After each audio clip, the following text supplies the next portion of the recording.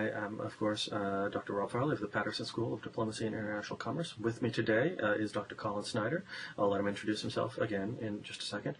But before I do that, I wanted to challenge everyone to identify the hat that I'm wearing. There's no prize money, there's no prize for identifying it. But if you can identify the hat, and if you can identify the era that the hat came from, I will indicate that I'm duly impressed in comments. Anyway, on matters not nearly as light. Well, first, Colin, why don't you introduce yourself? I am Colin Snider. I'm a professor of history at the University of Texas Tyler with a specialization in Latin American history. I also blog at America's South and North, and I'm hatless today. Yeah, we will have a link to America's South and North, and we'll also have a few other links. So what we're talking about today is we're basically using the recent conviction of a former Guatemalan dictator of genocide.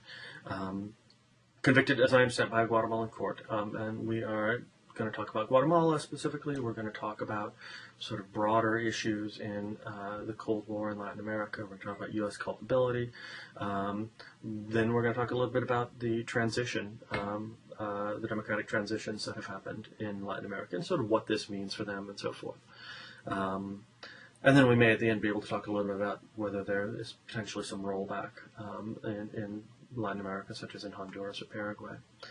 So I guess, starting us off, Colin, what just happened in Guatemala? Well, they had a conclusion. It was a very long and winding trial, so we can perhaps get into that a bit. It wasn't long, it was very winding, though. That the former president of Guatemala and head of the military, Efrain Rios Montt, who served from about April of 82 to August or so of 83, give or take a month in there, had been put on trial for human rights violations and for genocide. And it's that second point that's really key here, because no Latin American president or former dictator had been ever charged with genocide before. Human rights violations and convictions for violations we'd seen in the past, but never for genocide. And additionally, it's notable on an international scale because no former leader had been charged with genocide within his national courts. That you had charges of genocide, but they'd generally been heard in places like The Hague or the Nuremberg trials, whereas this was within the national court system. And so you had a very complicated trial in which one judge had been removed from the case and then was reinstated, and she said it had to be set back to November of 2011, effectively, pre-trial stages. Even as it was close to its end, another judge on the tribunal said that that's nonsense and overruled it. The Constitutional Court temporarily ruled in her favor. The trial ended yesterday. Rios Montt gave an address before the court on Thursday and spoke for the first time on it really in about 30 years. And the court found yesterday then that he was guilty of genocide, particularly against the Ixil peoples, right? That this is what's sort of at the crux, is this murder of 1,771 Ixil Maya, who had been targeted in this scorched earth campaign between 82 and 83, and that Guatemala had been involved in the Civil War, and we can come back to the history here later, but that there's sort of been political instability / civil war since a coup that the United States sponsored in 1954. But that's really in the 80s that you have the most intense repression, that upwards of at least, you have about 200,000 dead in the course of the Civil War, and another 50,000 disappeared. And in 1982 alone, you have about 75,000 of those 200,000 are killed. So that really a large onus of the human rights violations falls on the years immediately before, during, and after Rios Montt. So regarding the guerrillas, that they had wanted to target, mobilize amongst indigenous communities. That you have this sort of, I believe that the ideals of agrarian reform are certainly going to resonate with these indigenous people, and also the fact that you have this really dating back to the colonial era, this targeting of indigenous groups and this marginalization of indigenous groups, that the guerrillas' messages would really resonate with these people. And so there were efforts for the guerrillas to work among some of these communities, but by and large, I'll put it this way, that the communities that are targeted are in no way in proportion to those working with the guerrillas. That you might have a couple of people in one community on one side of a mountain, sympathizing with guerrillas or carrying some of their material, even fighting with them. But that would still lead to the military going after an indigenous community on the opposite side of the mountain, just sort of this guilt by association thing, right? that they say you basically have to, and even after they sort of launch this scorched earth tactics, it's still pretty brutal that they basically go for a carrot and stick approach where they say, we'll kill 30% of the population and reward the other 70% for not working with them, which is a really bold statement, right? That your government is, I mean, it's to sort of put, and not that there's any parallels to the present, but imagine if the United States government today said, we're setting out to kill 30% of the people and we'll reward the other 70%, and all of a sudden you have 90 million people who are the target of repression. So that's sort of the government's approach, but it's a very disproportionate response that you have this rhetoric, and we can come back to this maybe later, the philosophical debate over both sides do it, right? Because certainly the guerrillas are committing violence, but the proportions of guerrilla violence compared to state violence against civilian communities, and again, they're not just targeting these, say civilian or indigenous communities, but that means children, right? That one right after Reagan praises Rios Montt, you have the Dos Eres massacre, in which a little over 120 people are killed in a village, and over 60 of them are children under the age of 12. So it's things like, and this is so grotesque, but swinging babies through the air and slamming their heads against the wall. And so that's sort of, obviously a 4-year-old is not going to be terribly sympathetic to a guerrilla cause because it doesn't understand the finer niceties of Marxist ideology and land reform. Right? These are not in 4-year-old's universe. So there's an effort to target indigenous communities, but the state response in no way reflects the support for guerrillas within those communities. Right. Now, what were the politics of Guatemala like after 1990, such that it took, maybe you could say just a little bit about the 30 years between now and Rios Montt's tenure. I mean, so how, you suggested it's a long, winding road for this trial. I mean, how did it come to the point where they felt they were able to try him, that people decided that they wanted to try him? To what extent are there still sympathizers for his position within Guatemala that you know of? Well, okay, so that's the complicated question, because the military gets isn't in power anymore, well, except for the current president, but we can come back to him, because he's ex-military and sort of implicated in this genocidal process himself. But it doesn't really disrupt the social structures, that the hierarchies that were in place before the Civil War remain in place afterwards. The politics continues to be dominated by the landed elite. There's a huge gap between the rich and the poor, in terms of land distribution, in terms of income, in terms of influence over politics, and that's a process that goes back to the colonial period once again.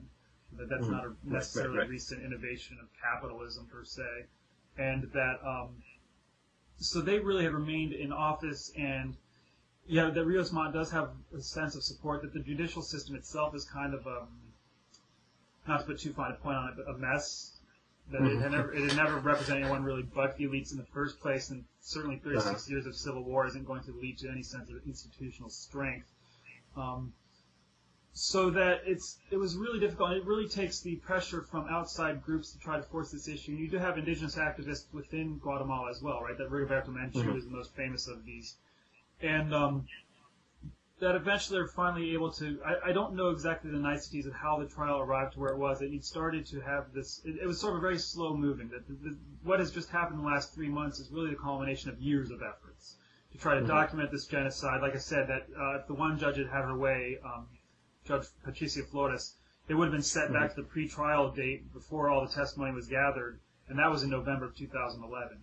So that this has really taken a long time, even though we've known since 1996 with the Truth Commission. It basically argued that yes, genocide took place here, and there's also just a sense of intimidation that you haven't seen go away yet. That there's I believe it's in Guatemala. I hope I'm not speaking here, but one guy issues a report, a priest, and he's bludgeoned to death in '99 with a cinder block in his garage 2 days after this report's been announced. And even yesterday in the courtroom, people who weren't with the press were filming these indigenous people celebrating, and there was, people who were witnessing this said that there's a very strong sense that this might be used to intimidate these indigenous people later. So that there are really a lot of social, hierarchical, and institutional roadblocks that it's kind of amazing this got pulled off, and I don't think this process is over. That, he's sentenced to jail for 80 years. I would at best put it 50-50 that he finishes his life in jail. I mean, I don't think that's really the marker of this, is that he's going to rot in jail till he's dead. But he will be fighting legal battles till he's dead, because the appeals process, even if he's released on a technicality, which judges have the power to do in Guatemala, they can act pretty. It's a pretty heterogeneous and I don't want to quite say corrupt, but the abuse for power is pretty strong there.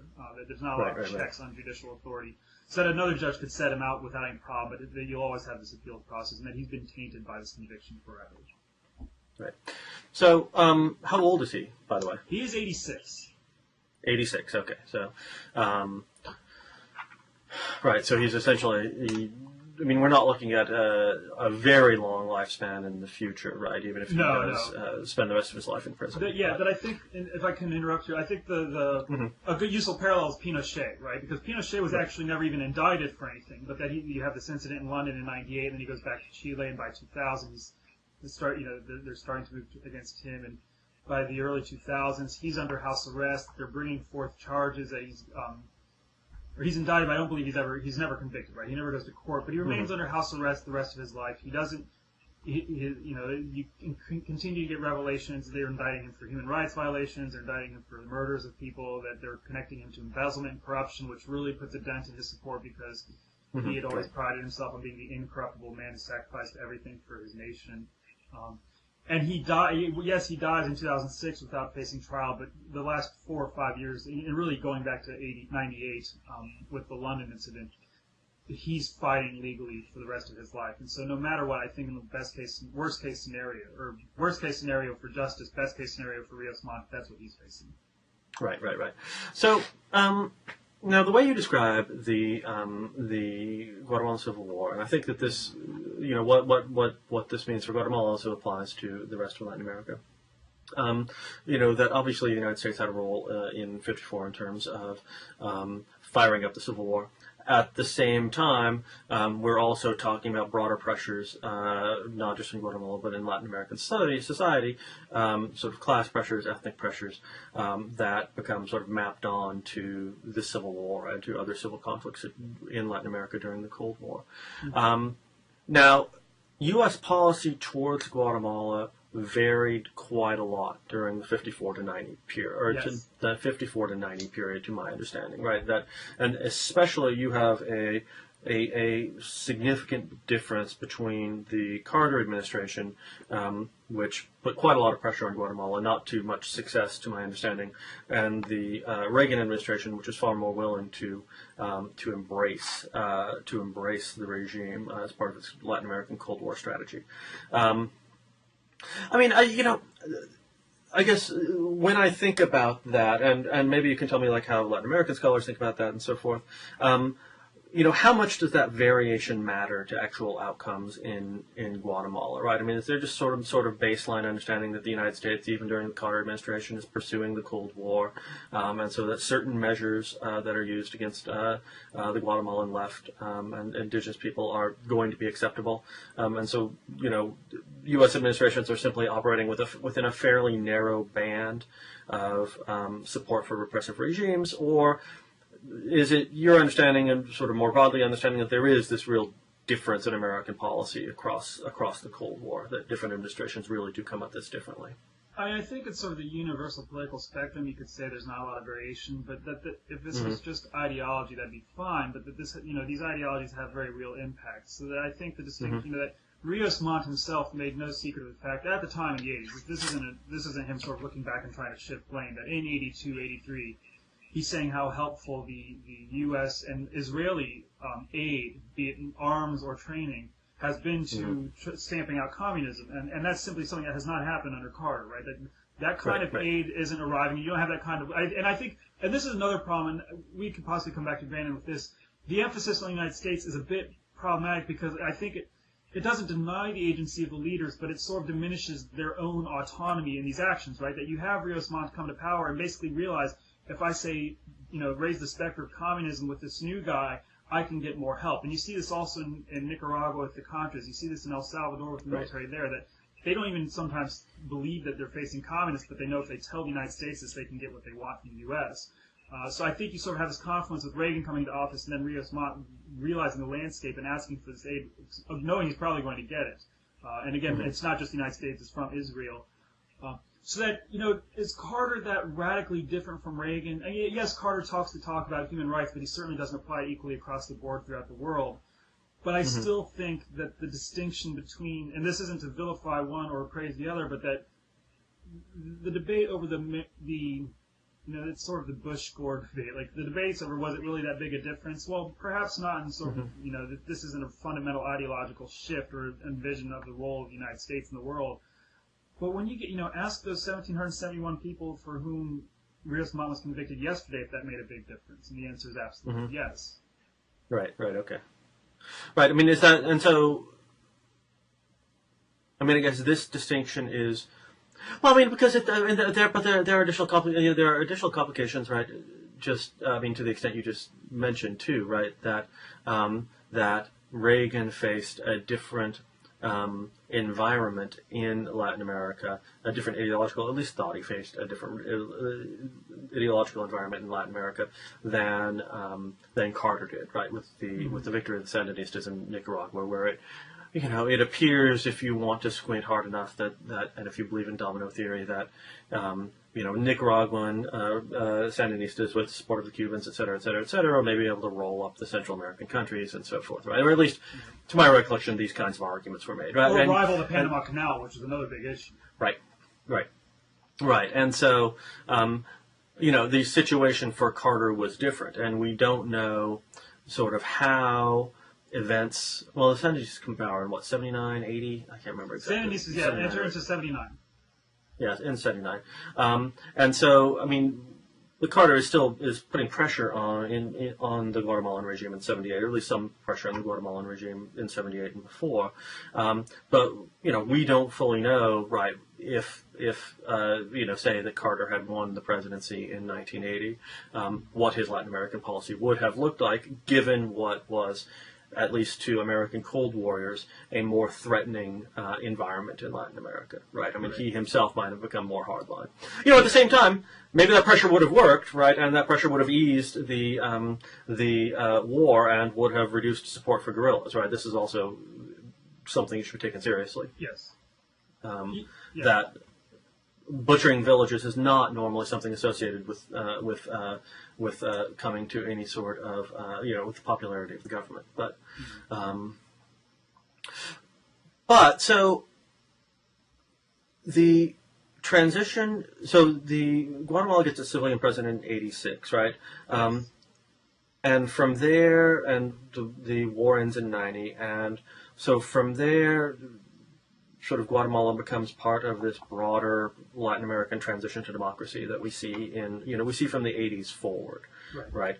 And so the Cold War certainly, at least as political scientists would phrase it, the Cold War certainly seems to matter a lot for regime type in Latin America, right? For the victories of certain kinds of regimes.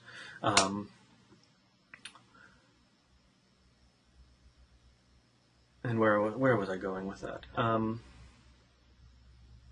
I mean, I guess how universal was this end of Cold War transition in Latin America? What were the first ones, and what were the first movers, and what were the last movers? And sort of what explains why some were first and some were last? Yeah. So I mean, I guess, and this dovetails nicely with our last talk. The first first really big shit. Well, I mean, you have the Sandinistas in '79. Right. And that you sort of then get this government, but then they're torn apart quickly by civil war, and it sort of takes on this. It's almost like the second act of Cold War in the '80s, right? Then you sort of look at there's like, or even third act, like sort of 45 to 59 with Cuba, 59 to Carter, and then Reagan to the end. And so you have Argentina, which is why this dovetails nicely. That Argentina falls in '83. That the military leaves power after the Malvinas disgrace, the Falklands disgrace there, and then rising inflation and some other problems. Brazil transitions to democracy in '85, and that's a weird one because the military pretty much controls that exit entirely, and it's an indirectly elected president in '85. The Congress elects the opposition candidate, but it's indirect elections. If you have your first popular election in '89, he takes office in '90, has to resign for corruption in '92. So you really only have your first peaceful transition from one president to another in 2002. Chile is in 1990 when Pinochet leaves power after failing plebiscite in '88. El Salvador's civil war ends in '92. By '90 the Sandinistas are out of power in Nicaragua. Stroessner's out of power in Paraguay in '89. Uruguay's dictatorship ends in '84, '85, depending on how you count. Right. But it's not a perfect matchup either, because you have Peru sort of moving towards it, right? That you have this civil war erupting between the shining path, the Marxist shining path, this very Maoist Marxist shining path, in the 80s as it's transitioning. It goes from a military government to a civilian government in 80, but they say you need a full-blown revolution, and this is bourgeois democracy, that they're challenging, they're operating in the highlands of Peru. And you have paramilitary groups and death squads cracking down in the 80s, and then you get Alberto Fujimori elected in the 90s, and he sort of extends executive power, and he's in jail now himself for human rights violations. So even though this is democratization outside the Cold War, it is moving. It's not exactly democratization in a perfect sense. Go ahead. Right. Let me pause you there, because I'm actually very curious about the relationship of the Shining Path with other sort of Latin American leftist guerrilla, indigenous, rural movements. And I'm particularly interested in the context of competition between, of Sino-Soviet competition, where, the Shining Path is sort of, I think, the big example of a foreign leftist organization that was quite clearly adhering to the Chinese model, or was at least explicitly adhering to the Chinese model. Yeah. But in places like Guatemala and a lot of other places, or in places like Guatemala and some other places, the guerrilla movements you see emerging, even if, and this is something you obviously know much more about than I do, even if they are sort of more directly supplied and more directly influenced by the Soviet Union or the Soviet Union through Cuba, the environment that they're operating in seems much more appropriate to a sort of Chinese form of vision of revolution, right? Was there, as far as you know, was there ever any tension between these two kind of different visions of Marxist revolution, or sort of as you suggested earlier, in a lot of cases, were these just were the rebellious organizations and the rebellious people, the rebels, sort of simply taking advantage of communism because it was something, it was a ready set of available tropes that could win support and could also win opposition. And so that didn't really animate these movements in any sort of ideological way, but were rather driven by ethnic tension, class conflict, so forth. Yeah, I'm inclined to say that they are more. I think the Shining Path is the most clearly drawing on international models, right? Even them, they're first of all, they're really adapting Maoism to a particularly Peruvian case, and they never number more than several thousand. At their height, they're several thousand, right? But they try to appeal to like the guerrillas in Guatemala, they're trying to appeal to indigenous peoples in the highlands, but it doesn't really have much success. I would say it's not so much a question of doctrinaire communism or dogmatism on the part of guerrilla groups, that you certainly have communist elements and that they're appealing to some of these ideals, but that it really is grounded, and particularly in the case of Guatemala, but not even limited there, that it's grounded in their national histories and their national historical contingencies. So the Guatemalan guerrillas, again, back to the overthrow of Arbenz, that Arbenz is, if I could sidetrack here really quickly to history, the main offense Arbenz had committed was that he said he wanted to expropriate lands that weren't in use. And he would repay you the value you claimed they were worth. And the United Fruit Company is furious at this because they basically use their connections to the elites to dodge taxes. So he says, so United Fruit Company will pay $600,000 for this fallow land that you claim, and all of a sudden it's worth $15 million. And they get the CIA to move against him, and they overthrow him. But it was this idea of just like trying to redistribute. And Arbenz even expropriates his own land, that he gets rid of some of his own land that he owns to land redistribution because he falls within the parameters of these land reform decrees. And if you own less than 700 acres, your land couldn't be divided.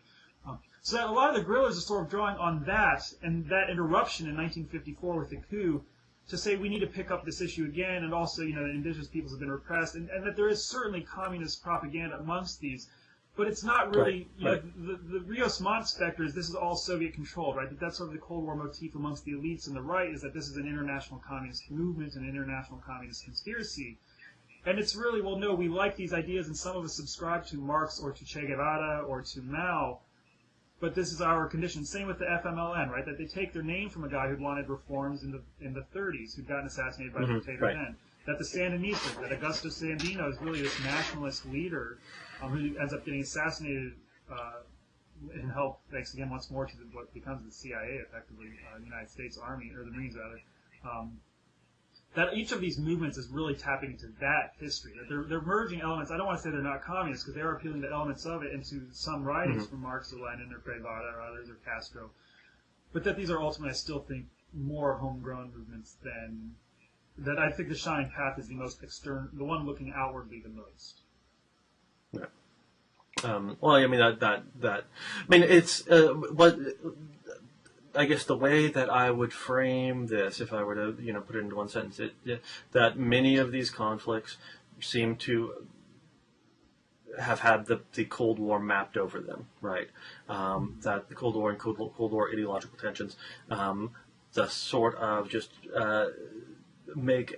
render these conflicts an easy template, or give an easy template for understanding these conflicts, not only to American policymakers, right, on the one hand, who sort of immediately see a right-wing government and see pro-capitalism and see its opponents as communists, but also in some extent even sort of give that template to the participants themselves, right? Yeah. And I don't know, sort of the extent to which Rios Montt and others like him thought in terms of that we are simply using anti-communist rhetoric instrumentally, and the extent to which they actually sort of internalize that, right? They internalize that, and they really believe that they're fighting against international communism, which is a challenge to the church and to society. And to the nation. I mean, that's the language he always uses, that he saved the nation. Right. We had a candidate in here at the Patterson School a few weeks ago, and I'll pitch this past you and see what you think.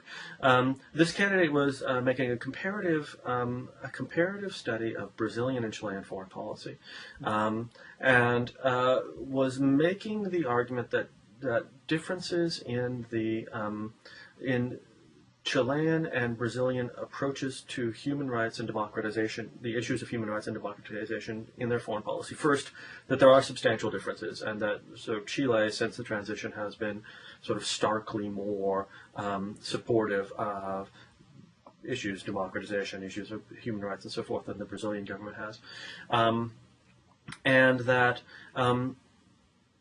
one of the reasons for that is that sort of Chilean Democrats have been attempting to stabilize Chilean democracy by creating as many connections that they have essentially been trying to lock in Chilean democracy by locking Chile into a whole variety of different transnational, non-governmental, various bilateral, multilateral commitments to democratic foreign policy, in a way that the Brazilians really haven't been doing. Right, the Brazilians have pursued a more of a realist foreign policy. I mean, does that argument resonate with you at all? Is that, if it does, is that something you can see in other places? To the extent you know anything about things like Guatemalan or Salvadoran foreign policy, do we see a pattern like that replicated? I don't know. What do you think of that argument? I think that makes sense. I mean, I'm not trying to detract or belittle the argument. It sort of, that doesn't seem obvious, but it makes sense. But the reasons for that can be pretty. They go back to the democratization processes themselves, that in a number of ways, that Chile has this direct confrontation with its past in a way that Brazil does not. That Chile has a truth commission immediately afterwards, and has this report from a former higher-up civilian in the dictatorship who sort of doesn't switch sides, but realizes that these were pretty grotesque abuses, and we need to investigate these, and you need to use this report. And, that you have this truth commission hearings, and Brazil says we just got to move on. That only now do they have this truth commission, and it's not punitive. Brazil gets, on the other hand, Brazil gets a new constitution out of its dictatorship. That in 1988 they sit down and say we've got to write another one because the one the military put in place we can't leave. Chile does not. They're still operating with the constitution as it existed under Pinochet. And I would also even say just the size. Brazil is a country of 190 million people, and Chile is not. Right. That Brazil's trying to sort of become this regional hegemon, and sort of in that regard was a rival of Chavez's Venezuela, sort of friendly rivalry.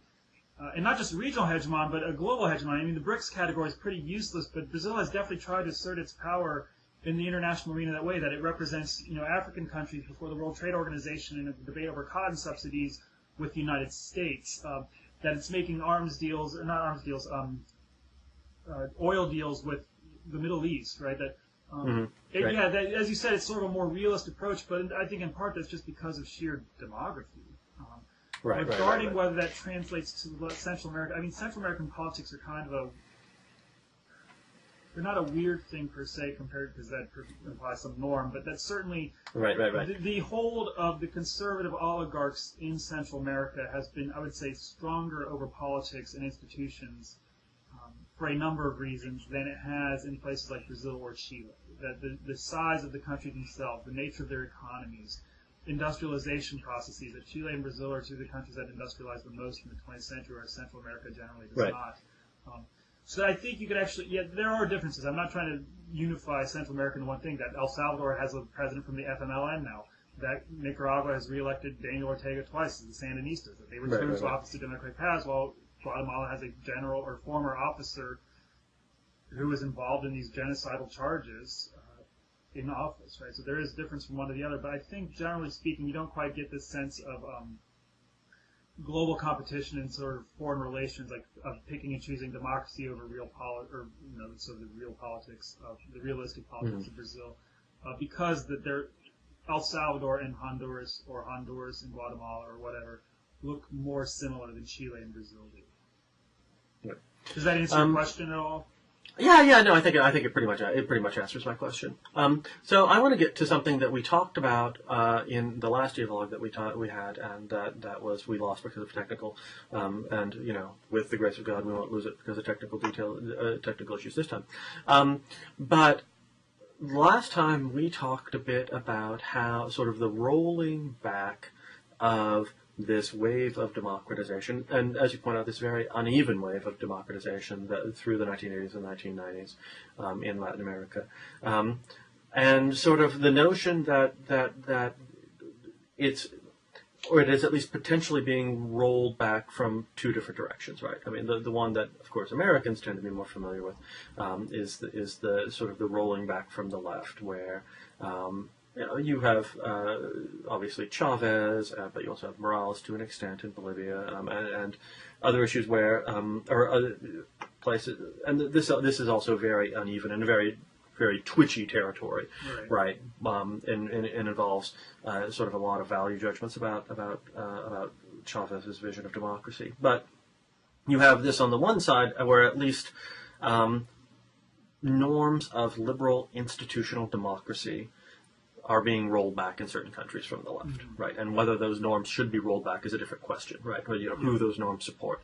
But those norms certainly were rolled back by Chavez, and they were rolled back by people around Chavez.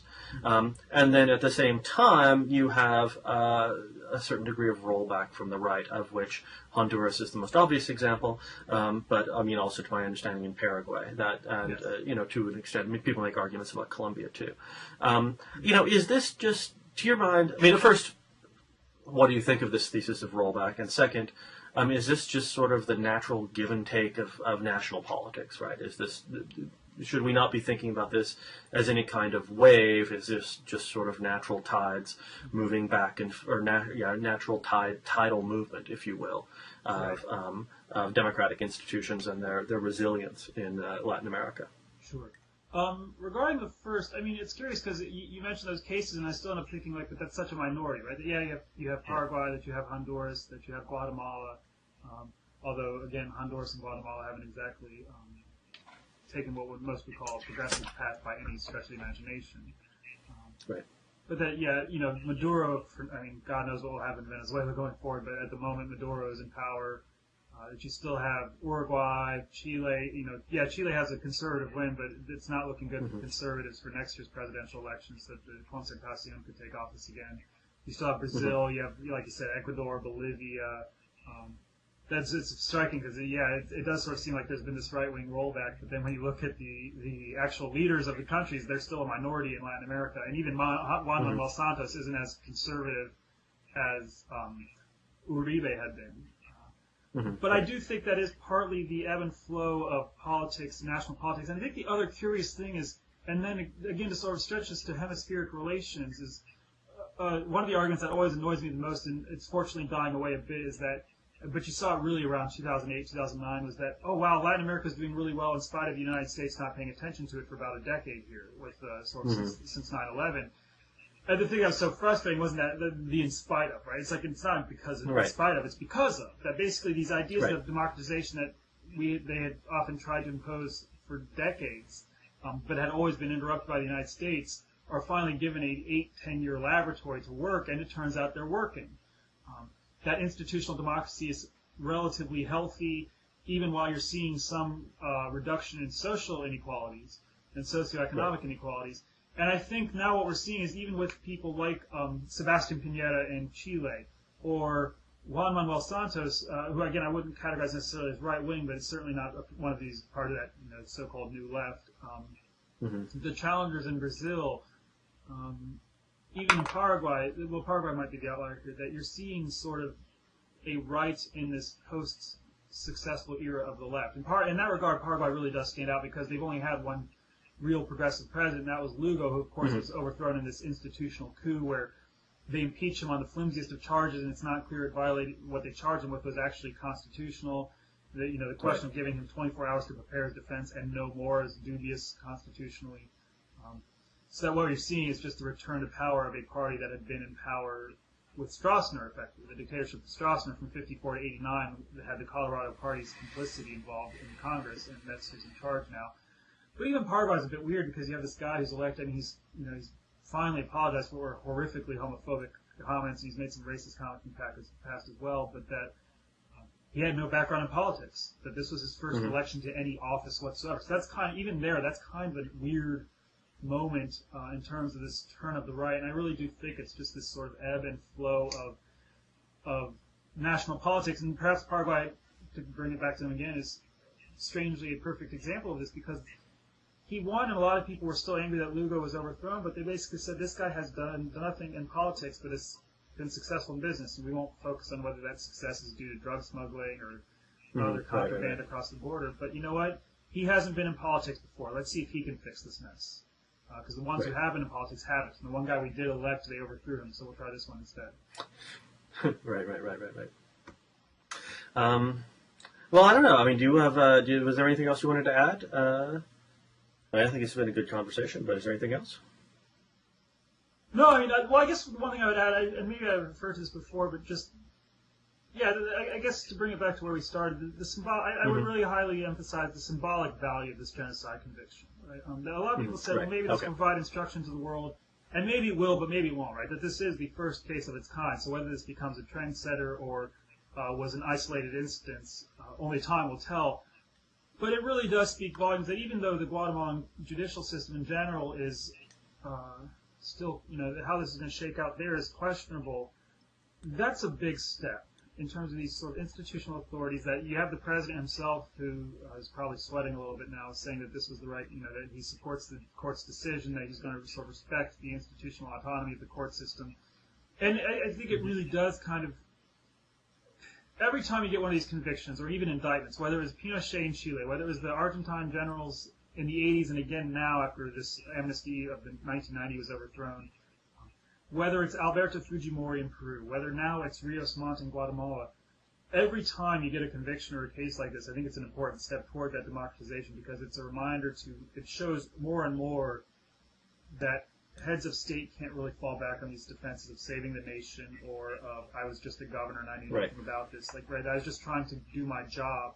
Right. And I think ultimately, I mean, especially when you look at Latin American national history, the abuses of power from the executive branch dating back to the national era had so often gone unpunished that I think this really does sort of establish an important, it adds to what's already an important precedent that simultaneously discourages this kind of behavior going forward, I hope, and strengthens the democratic institutions as they exist now, right? That this is why we need to keep these electoral systems in place, is because that's the alternative, and look where this ends up. So, is there a next case we should be looking forward to, whether in Guatemala or in some other country, right? I mean, is there a next, not really not a shooter drop, but what's the next step in this process? Eventually we're going to reach a point where everybody's dead, right? But who else are we looking at, and where else are we looking at procedures of this sort that we can say this is the next thing, this is the next big thing that's going to happen here? Well, I don't know that they will happen, but places you could look. Certainly, the stench of paramilitaries around Juan Uribe, or around Uribe is enormous, right? That they've repeatedly been tied to his top aides, his family members, congressmen who worked with him. He's escaped yet, but that ring keeps shrinking and shrinking. Now, that's not to say he'll get charged with anything, but the evidence is increasingly mounting that he's probably connected to paramilitaries to some degree. The question, Guatemala itself, I mean, that's another issue about this conviction, is this the end of these prosecutions in Guatemala, or is this the beginning of these prosecutions? You know, what happens to the current president, Otto Perez Molina, who was a commanding officer in the Ixtal Triangle, where all of these genocidal campaigns are taking place that Rios Montt was just convicted of. He was operating, there's video footage of him from the 80s, where he's on the ground around dead bodies talking about how they're stamping out communism. He's immune now as president, but what happens to him when he leaves office? Are they going to try, that you have the elites in Guatemala saying, well, we just need to move on, you know, which is a common refrain amongst those who supported these regimes. Brazil, that you have the Truth Commission going, and it doesn't have punitive powers, but you're still having a lot of former officers who are still alive sweating a lot as they have to testify. And that just yesterday, one gave a testimony saying that, well, the current president, Dilma Rousseff, wanted to establish a communist regime in this country, right? That still resonates with current politics. And it's not like the end of these dictatorships has led to the end of police violence. That if anything, it's intensified in places like Brazil. The operation of, you know, the Paraguayan case that led to Lugo's ouster, you had a bunch of dead civilians, and they charged a bunch of civilians quickly, but not a single police officer was charged.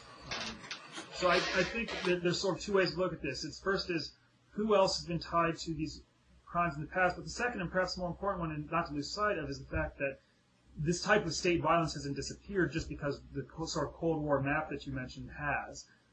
And to what degree do you try to continue to push towards these more social democracies in the sense of the state can't operate with such impunity any longer?